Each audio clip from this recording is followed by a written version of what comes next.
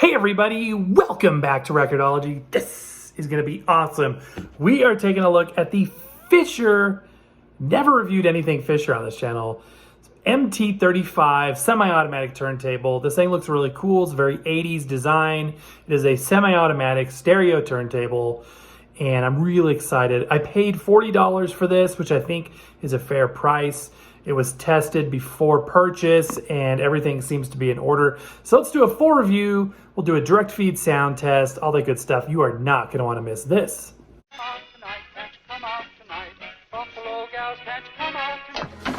Welcome to Record-ology. Okay, ladies and gentlemen, this is it. This is the Fisher MT-35 semi-automatic turntable from the Studio Standard line by Fisher. What is your opinion about Fisher? This is the first Fisher anything I've ever reviewed. I am very well aware of the brand. My mother had a Fisher boombox, I guess you would call it, stereo system on top of the refrigerator as I was growing up in the late 80s and early 90s. Dual cassette, FM, AM, FM radio, no CD, and it was on just 24 hours a day. Had chrome accents, all that, 80s, early 90s stuff. She still has those speakers connected in the living room to a modern stereo system, which I love. I love that that's there, but that's my only experience. It was, functional, but I wouldn't consider it on par with like Sony or Panasonic. So I'll be curious to see how this works out. So yeah, semi-automatic. It's got a very interesting looking white felt mat. I doubt this is original. This looks aftermarket. I don't know how I feel about that. I would probably want to upgrade that right away. So we'll just kind of set that aside. It is belt driven. And let's look under the hood here. So we've got the 2 finger holes here. Our belt is right there. That motor is in that same position, which is opposite the gimbal. This is die cast aluminum. And it's got, good weight to it. Awesome to see metal parts, especially on platters, and I think that that's a very, very good thing. The sub platter there, you'll see the belt has fallen off. Like I said in my previous video, that indicates that the belt has stretched. So ideally, if you're wondering what I'm talking about, the belt should be tight enough to grab onto that sub platter. And this one will just about do it, I guess. So it's still got enough stretch and elasticity and tightness to it that it'll work. But some belts won't even stay on there, and you'll turn them upside down like this, and they'll just fall right off. So this one, it's definitely got some life in it. And yeah, it is semi-automatic. So we've got the cog and assembly. This is essentially what tells the turntable that it's time to go into the return mode based on the position of the platter. The platter dictates or powers, as it were, the functionality of either automatic or semi-automatic turntable functionality, which is interesting. And the motor powers that. The motor powers the rotation of the platter itself. Now, this is very interesting. I have never seen this. Looks like a micro switch or something? I am not sure what this is. Obviously, it's almost like a, it's clearly part of a guide path for the belt, but I don't see, oh, it's spring loaded. Look at that. Never seen that before. Very, very interesting. The rest of this is plastic molded. All we've got it lifted up there. There's where our 45 adapter would go with a little indent so you can push down on it. I'm going to show the gimbal itself. It does have a counterbalance, an adjustable counterbalance. Interesting gimbal. I've never seen this exact one. I'm not sure if Fisher made their own stuff, if they're made by somebody else. That's got no give to it whatsoever, which is good. Anti-skate control. We've got a tone arm lift, which is good. We do have a little security clip. And then here is the head shell itself. I am not sure what cartridge is on there. It looks possibly like an Audio-Technica cartridge. Look at the rake angle on that cartridge. Very, very interesting. The head shell is the kind of the tab style, so you could put another cartridge on there. It is not a standard 1/2-inch mount. Nice prominent finger lift there. I like that. It does have this little thumb screw right here, which doesn't seem to do anything obvious. I did try taking that off, but it didn't seem to make any difference. So let's start over here and work our way left. So there's the reject switch, which is, again, basically saying to send the tone arm home. At any point, you can hit the reject button, stops playing the record, puts the tone arm in the home position, and shuts off the turntable. Or when it reaches the end of the record by playing it, it would also just do the exact same thing. Send the tone arm home, shut itself off. Again, studio standard by Fisher, and a little bit of marketing stuff on the front. It's kind of interesting that it would list off specifications right on the front like that. So we got a magnetic stereo cartridge, adjustable anti-skate control, precision straight low mass tone arm, viscous damped cueing, which is good, automatic tone arm return and shut off, and again, MT-35. Now this is very interesting. This is the speed selector switch, spring-loaded 2-position switch. Why do I think this is interesting? Because if I move this, I spy with my little eye some movement up here. So apparently the speed either requires or dictates a movement, a slight movement of that belt position. Let's find out why. Very, very interesting. So it's basically a single speed motor. And what this does is it moves the belt from one position to the next, depending on the speed that you want. Therefore, this thing is needed to guide that belt into one of those two positions. And by the way, there looks to be like a significant amount of like rubber that has come off onto that lower position. So this position right here is the 33 RPM position. And then down here, that wider area, that is for 45. So it uses the geometry of the diameter of each position to dictate what that speed will be, and that allows the motor to operate at a single velocity. Here is a look at the bottom panel. It's just a piece of masonite. There's nothing to it really. These do have a pivot to them. It's interesting. There's sponge behind here and then a rubber disc with a screw going through the middle. So they do pivot. 4 points of contact, not really a way that I could see to making a height adjustment.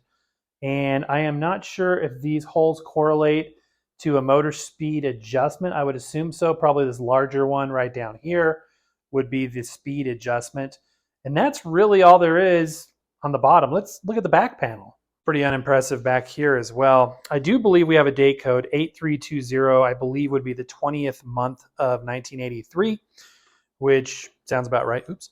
To me, there's the little clip receptacles for where the dust cover clip would go. This does not have the dust cover, unfortunately, but that's okay. That's okay. For our purposes here, it'll work just fine. Ironically, the two turntables I bought from this guy, neither of them had dust cover. So I wonder if there's a story behind that. The power cord as well as the RCA jacks are permanently affixed to this device. It wouldn't surprise me if the RCA jacks are actually plugged into a PCB inside of there. So it may be possible, I've seen this before on other units, that you could actually upgrade the cable if this one were to perish or to break. And because it does require a preamp, an external preamp that is, it does have the grounding wire as well. So let me go ahead and hook it up to a powered speaker, and we'll give it a functionality test as well as a speed accuracy test, and we'll go from there and do a direct feed sound test. Okay, let's check the speed consistency. For 33 1/3 RPM, we'll be looking right here. This is a 2-speed turntable, so we won't need the top ring, just the first two there. I'm going to spin it up at 33 RPM, and with our handy dandy light, we should be able to see the lines either look steady or marching one way or the other. It definitely is marching a tad bit to the left, but not very much. I would say that's inaudible for most people. And so, yeah, I'm happy with that. That's just a little fast. Lines marching to the left means it's just a tad bit fast. And once you get the drag of the needle on the record, it would probably slow down to just perfect. And I would often tell people that I would prefer just a hair fast like this than I would to a hair slow. I also had this checked with an app before I bought it, and it also confirmed the speed was like 0.1% off, if that. Let's go to 45 now, looking on this ring.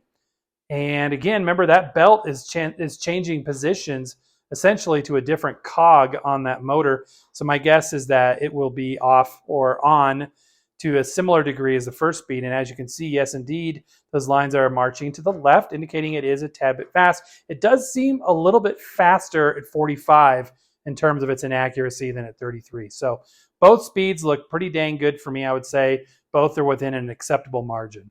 Okay, so I ran into a little bit of an issue with some signal noise somewhere in the room. I don't think, in fact, I know it's not coming from the turntable. It's probably Wi-Fi interference that I've got right now. I've got a couple of routers in this space, so this does happen from time to time. Anyway, I lost my light while that was happening, so we've added a light source. We're going to be using a Vinyl Moon release for the test today, just kind of skipping through some tracks.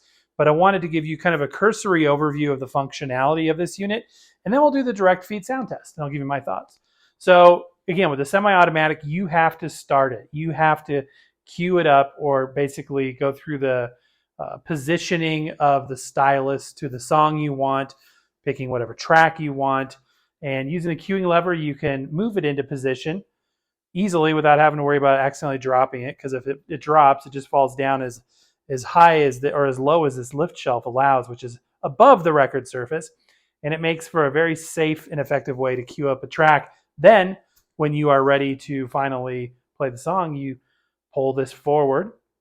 It does have a nice gentle descent. All right, I'm going to go ahead and turn up the speaker. Again, there's a little ambient noise because of the interference, but when we do the direct feed sound test in a few minutes here, that won't be a problem. But for the ambient test, you may hear a little buzz. So the cartridge and everything, I've listened to it a little bit off camera. Sounds good. Now with a manual, you do need to cue up every bit of it. The only automatic functionality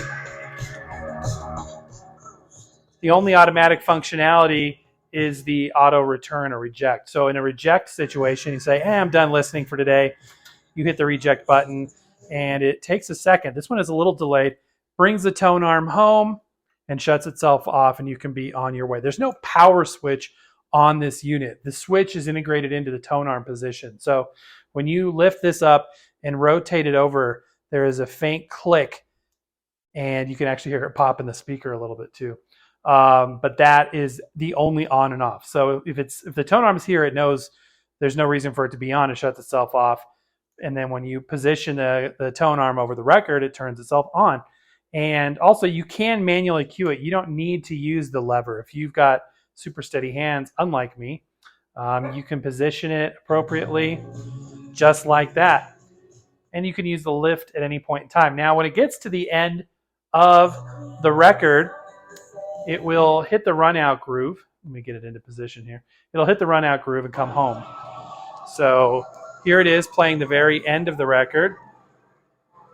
And as it hits that run out groove, it trips a sensor inside the record player, and it says, okay, this record is done. It's time to send the tone arm home, stop rotation of the platter, and shut it off. This person probably fell asleep on the couch listening to their Pink Floyd or whatever the case may be.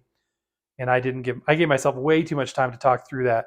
Okay, now we're finally, here it goes, you guys. So we're hitting the run out groove, and we're going up. This is kind of herky-jerky on the way back, but it does work.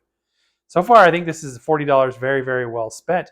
But it's really going to come down to that sound quality. And again, the little feedback I'm getting is not about this turntable. It's not about the preamp. I tried a couple preamps.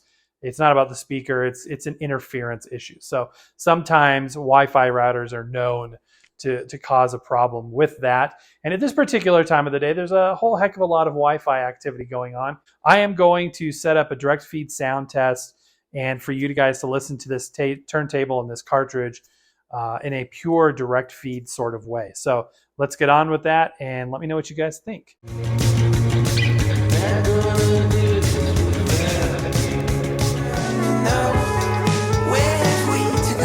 Okay, final thoughts, you guys. I think this is a very adequate beginner's turntable setup. It's not half bad. You can upgrade the cartridge. Sound is good. With whatever cartridge this is, please tell me in the comments down below. Oh, heck, I know you guys already did. And I'm thinking it's Audio-Technica. I'm not sure. But yeah, you could upgrade the cartridge. Obviously, you can add whatever preamp you guys want, speaker systems.